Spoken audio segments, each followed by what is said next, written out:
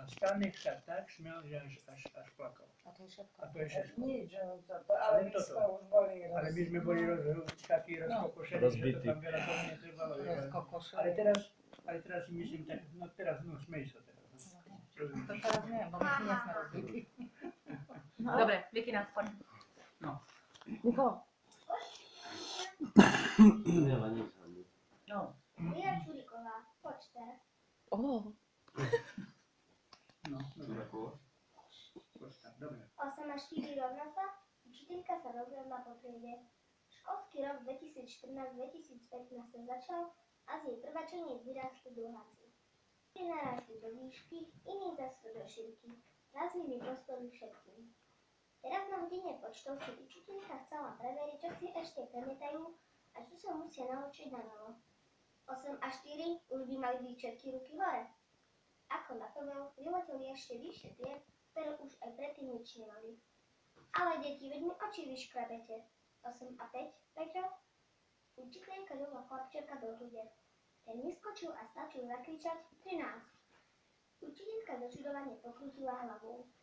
Pomýlila sa a preto takúto rýchlu a navyše správnu odpoveď nečakala. A už vôbec nie od štvorkára. Celá trieda stíchla. Peťo vstal a oči celej triedy sa upierali iba naň. Niektorí sa zlomyselne povyvtávali, iní zase neskrývali prekvapenie. Isté je to náhoda, v duchu si riekla učiteľka. Veď uvidím. 12 je to, vykríkol Laco. Laco a Peťo k tabuli. Laco úkosom pozrel na spolužiaka a neprestával sa škriť. Poviem príklad a odpovedá ten, kto vie výsledok. Oznámila ich zo skúšaní. Ostatné deti v laviciach ani nedýchali. Učiteľka začala skutočnú počtovú paľbu. O čo rýchlejšie dávala príklady, o to hlasnejšie deti vykrikovali. Vlastne, iba Peťo tak vždy presne. Laco čušal. Učiteľka sa vystrela a začala skúšať príklady, ktoré ešte nepriberali. Deti nevedeli, či odpoveď je správna, avšak učiteľky na hlava vždy súhlasne pekýva. Podišla k žiačikovi. Vidím, že si cinkľavý ako v lani páni si nepodrastol, ale rado si mi Peťko urobil obrovskú. Pohľadila chlapča, chytila ho za bradu a zadívala sa mu do očí. Dnes jej druhák pohľadom neuhnul. Bol šťastný a tak sa odvážil povedať. Ak bude mať začiatok dobrý, tak aj dobrého konca dočkám. Vravel mi ujko Ondro, s ktorým som celé prázdniny krávky a baránčeky počítal.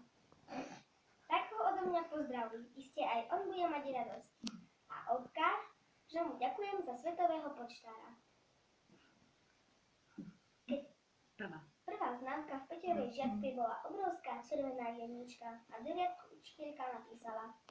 Opakovanie s počtou pochvala. Zlatú známku nedostal, ale ešte sa stále Peťovi vysmieval. Jemu učiteľka do žiackej knižky napísala. Váš syn s počtou všetko zabudol, prosím doučte ho. Posmieva sa spolužiakom, prosím dohovorte mu. Máš poznámku, daj to podpísať rodičom a zajtra si to skontrolujem. Povedala Lacovi. Keď Peťo mienial lavicu, v ktorej sedeli Anka s Betkou zažutkal. Privezli vám drevo. Anka takmer vyskočila z lavice, aby vyzrela z okna, ale Betka ju potiahla späť.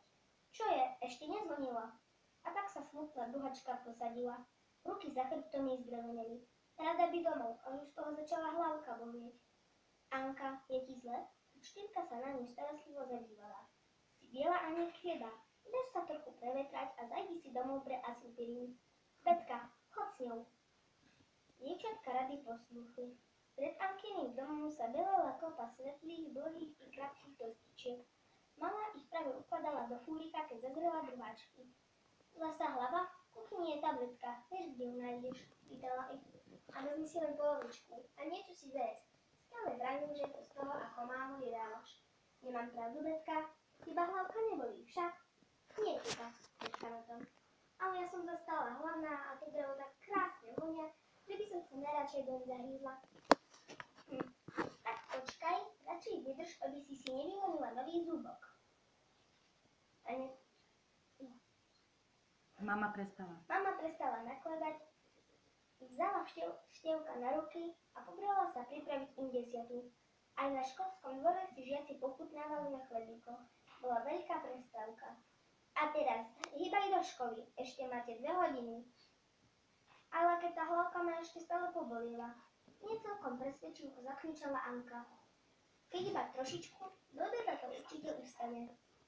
A nedostala si to bolenie náhodou s poštou? Asi som počula to skúšanie.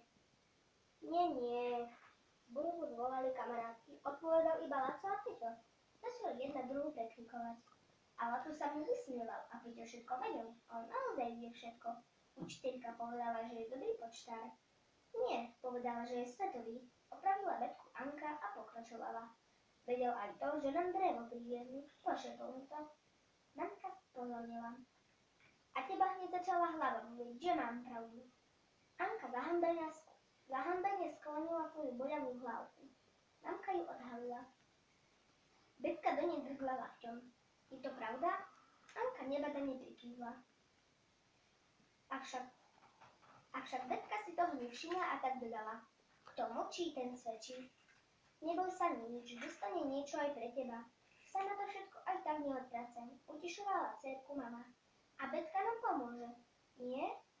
Betka horlivo prikyvovala hlavou, až jej verkoče poskakovali.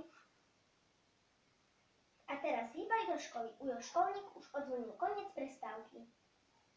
Mama ukladala ďalšie kúsky do fúrika a dievčatka sa rozbehli do kaštieľa. Betka s líčkami červenými ako jablčka a Anka tá ako vždy s blbými, avšak biela ako krieda už nebola. Ale to je... Aby som sa toto nedokázal.